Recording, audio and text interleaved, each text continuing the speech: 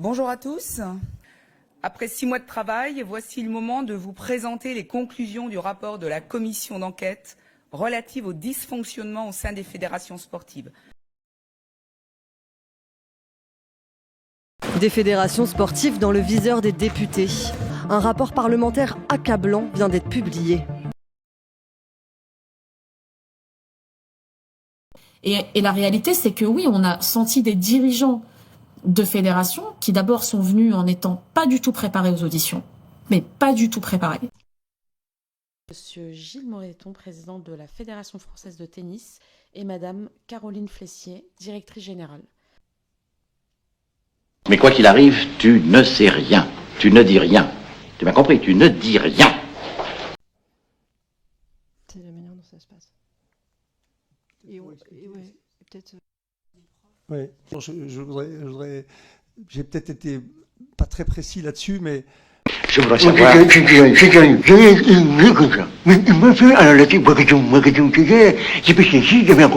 pas petit, hein? Pas petit, en gros comme ça. Allez, je vois un truc comme ça, il me regarde, il me dit aux arrêtés. Je dis, oh, mais une paratétie, pas petit, en gros. Il y a eu plusieurs affaires aussi qui ont secoué la Fédération de tennis. Je pense notamment à la question de vente des billets Roland-Garros. Tous ces documents sont en ligne sur Mediapart, mais je pourrais les fournir au secrétariat de la Commission. Rapport d'audit, donc on étudie les différentes pratiques illégales. Revente de billets de Roland-Garros par la Ligue à des sociétés partenaires. Combien de ligues concernées? Une ligue concernée. Une seule. La Ligue de Gilles Moreton. Donc il est faux de dire que toutes les ligues étaient concernées. Il y avait un problème particulier. Est-ce que vous pouvez revenir sur cette affaire précisément, s'il vous plaît? Alors... c'est genre je ne pas vous comme ça. J'ai rien dit pour moi, j'ai que ça, j'ai rien que ça. Qu'est-ce que vous en pensez, vous? On a fixé un certain nombre de limites, de règles. Alors, je serai plus précis la prochaine fois, je vous prie de m'excuser. Si le verre était un NIF, le NIF était un air. Si le NIF était un air...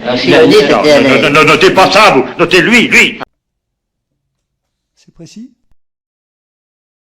Comment se passent les contrôles d'honorabilité au sein de votre fédération?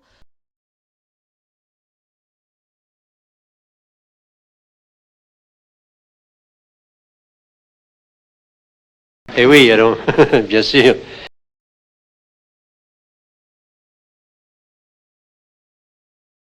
Est-ce que c'est les gars, les petits gars? Oh, le petit gars, c'est plateau 2. Plateau 2. Plateau 3, ils étaient 3, oui. 3. C'est précis? Alors, je vais vous demander de repréciser. Je ne sais pas si tout le monde a bien compris ce que vous voulez dire. Donc, quand vous avez fait le premier contrôle d'honorabilité, 4 personnes ont été identifiées dans le cadre de ce contrôle d'honorabilité. Et donc, elles étaient plus en poste? Ou elles étaient en poste, mais pas en tant qu'encadrant? Voilà, donc effectivement, donc je vous relis très précisément, parce que ce sujet, effectivement, avait été préparé. Alors, répondez-moi, alors, les chars, les chars. Je peux la refaire, hein. Je peux charmer des parts maintenant, mais ça m'épale, hein. Ah ben ça, quand les chars ont fait la malle, ça c'est sûr. Mais qui? Voilà. Cri, les apis. Et ça, après les écraseries, les lip écrasent qui? Alors, oui, juste vous n'avez pas répondu à ma question, c'est-à-dire le montant de cette acquisition, et donc la réponse sur le prix d'achat de l'appartement. Alors, il y a eu effectivement plusieurs agences qui sont venues voir effectivement l'appartement. Il y a eu plusieurs valorisations qui ont été faites entre 800, 900, 1 million, un peu plus d'1 million, et nous l'avons acheté 1 million. Voilà. Je ne me trompe pas, 1 million, c'est ça? 1,80 million. Voilà.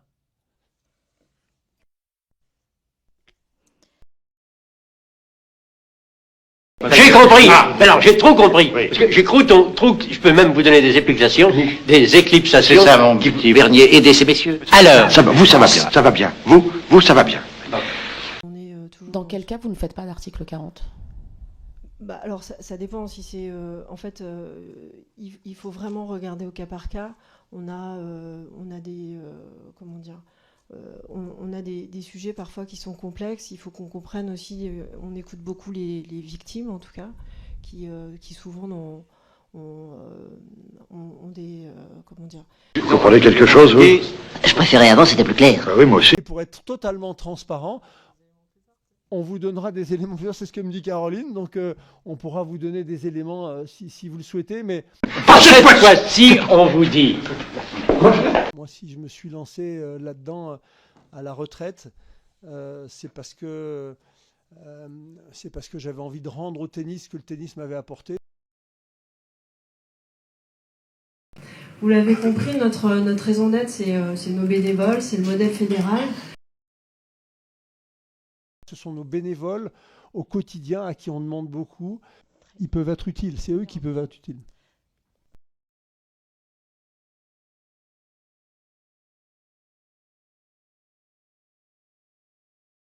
L'omerta dans les fédérations sportives ce soir et un si long silence pointé par les députés. On va donc s'arrêter sur ce rapport au vitriol.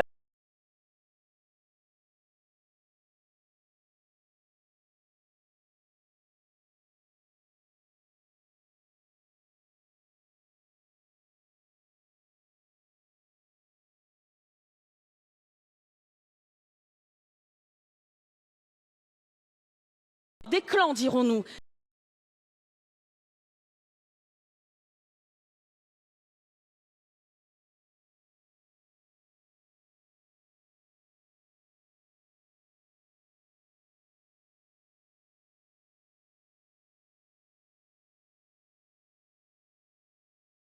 La toute-puissance, c'est une notion qui est beaucoup revenue aussi dans les témoignages. Ils sont tout-puissants.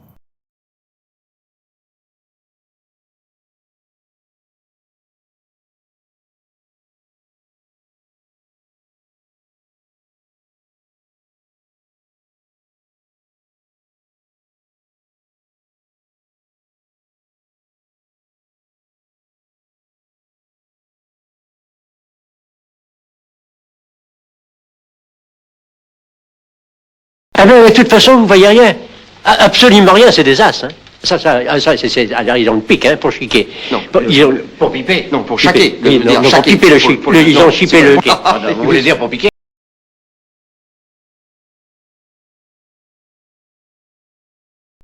Plusieurs scandales ont entaché la rémunération des dirigeants de fédérations, alors même que des milliers de clubs vivent uniquement sur du bénévolat.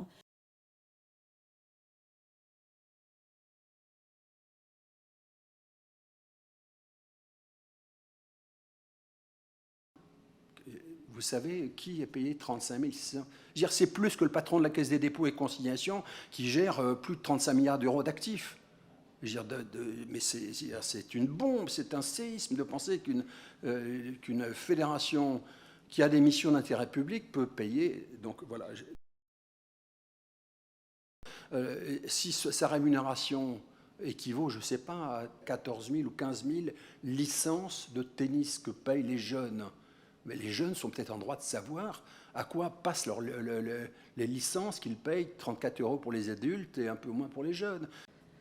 En fait, au moment où on avait abordé cette question des salaires, juste avant, on avait posé une question sur le fait d'avoir, par exemple, un binôme d'entraîneurs dans le cadre des travaux de cette commission sur la question des violences sexuelles et sexistes, afin de protéger justement les jeunes athlètes. Et on nous avait répondu que la fédération n'avait pas les moyens financiers pour payer des entraîneurs en plus. Et c'est vrai que juste après, on avait abordé la question des salaires des DG. Et j'avais trouvé que voilà, 500 000 € d'un côté et ne pas avoir les moyens d'avoir des entraîneurs en plus, ça m'avait beaucoup interrogée.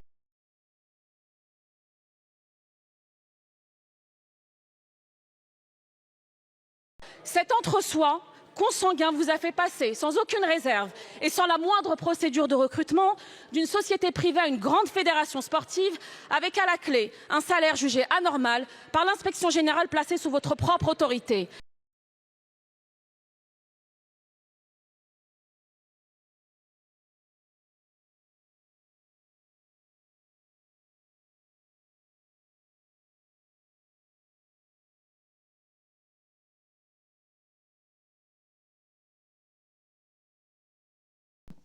le poste de Madame la ministre Oudéa Castéra, donc qui est devenue DG de la FFT quelques mois après son élection au comité directeur sur votre liste.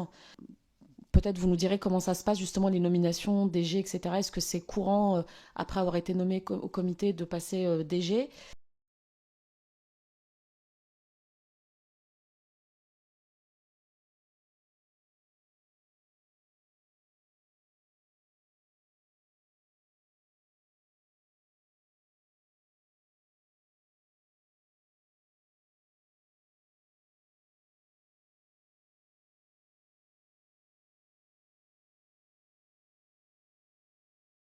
Personne ne peut être juge et partie.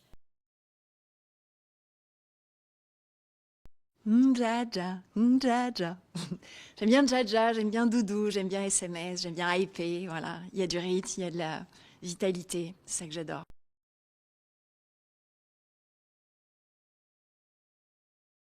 Putain, tu m'étonnes, John!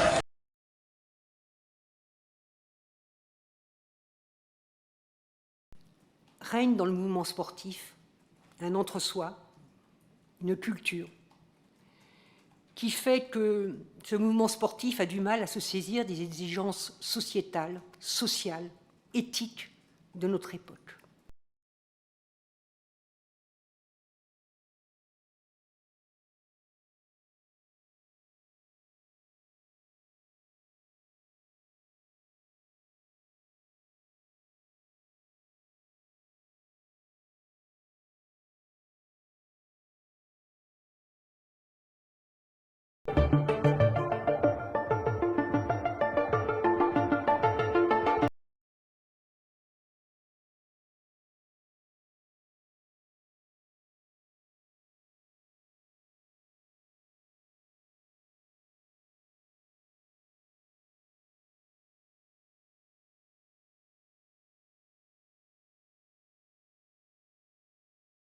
Beaucoup de laxisme, beaucoup d'inertie, beaucoup trop de temps avant que des sanctions soient prises lorsqu'il y a des faits qui sont commis. Très souvent, ça a été dit aussi pendant nos auditions, beaucoup de monde savait et pourtant il ne s'est rien passé.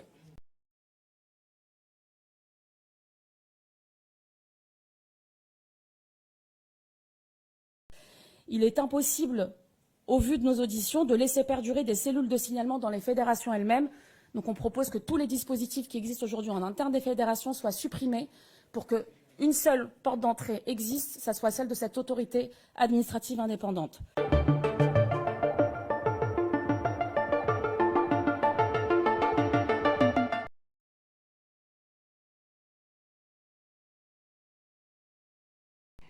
Un mouvement sportif qui aurait besoin d'un profond renouvellement. Et en disant cela, je ne fais pas injure à ceux et celles qui dirigent aujourd'hui le mouvement sportif. Ils ont consacré une partie de leur vie au développement du sport et tout. Mais le constat est là, qu'ils sont souvent en décalage avec les exigences sociétales, sociales, etc., éthiques de notre société. Il faut qu'il y ait un renouvellement.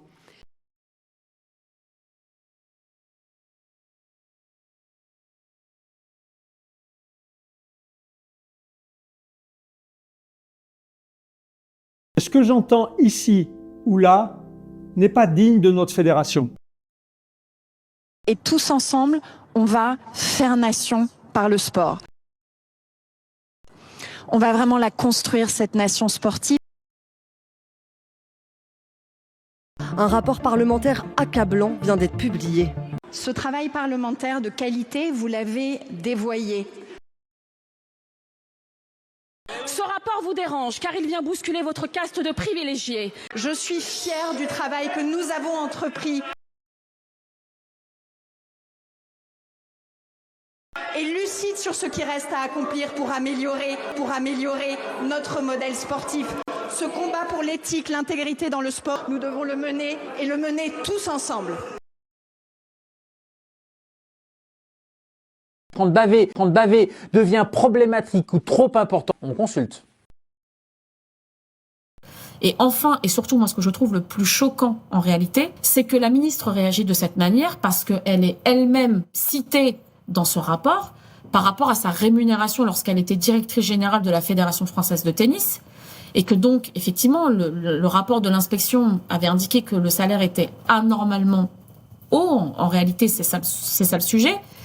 Et que la procédure de recrutement n'avait pas été faite dans les normes. Et donc, parce qu'elle est mise à l'index, on va dire, dans ce rapport, sur cette petite partie du rapport, en fait, elle réagit de cette manière, elle balaye d'un revers l'ensemble du rapport et du travail qui a été fait, puis elle invisibilise complètement le cœur du sujet aussi de cette commission d'enquête, qui est les violences sexuelles, les discriminations et les violences psychologiques et physiques. Elle est ministre des Sports.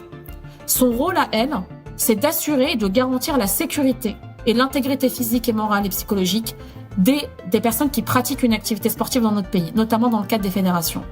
Elle n'est pas ministre des fédérations sportives. Elle est ministre des Français qui pratiquent du sport. Madame la ministre, ma question est simple. Plus que dans votre monde, il est normal de toucher 500 000 € pour les heures de travail enfournées, comme vous le dites, quelle considération méritent les agriculteurs, les professeurs et les bénévoles sur les terrains? Ça c'est parlé, ça c'est parlé.